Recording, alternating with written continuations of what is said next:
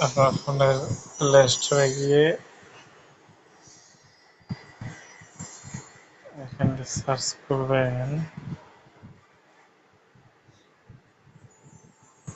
Screen stream. এই যে আমার সার্চ দেওয়াই আছে, এই অ্যাপসটা নামাবেন, ওপেন করবেন।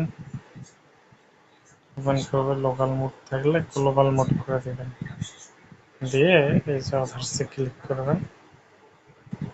হ্যাঁ, এই যে দেখেন আপনার স্ক্রিন স্ট্রিম আইডি তৈরি হয়ে গেছে।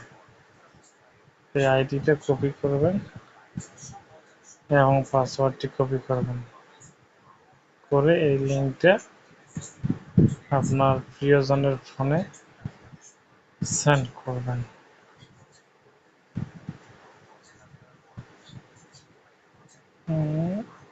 ধরুন যে একটা নাম্বারে সেন্ড করলাম। এখন সেন্ড করে যে ডিভাইসে সেন্ড করলেন ওই ডিভাইসে গিয়ে ওই লিঙ্কে ঢুকবেন, যে ফোনের স্টোরি আপনি দেখতে চান।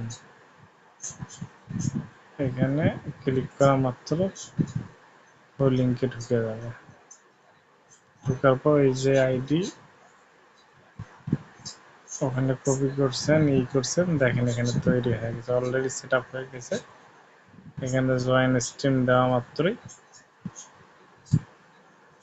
আপনার ডিভাইসের সাথে এটা কানেক্টেড হয়ে গেল। এখন এই ফোনে কে কি চালাবে, কার সঙ্গে সেটিং করবে, কথা বলবে, সব ক্লিয়ারলি আপনি ওখান থেকে বুঝতে পারবেন না। এই দেখেন সার্ভার কানেক্টেড আছে, ঠিক আছে, এই যে কানেক্ট হয়ে গেছে। এখন আমি লিঙ্ক শেয়ার করা ফোনের সব কিছু এখান থেকে দেখতে পারবো, যে বোঝানোর ক্ষেত্রে আর কি দেয়া হলো।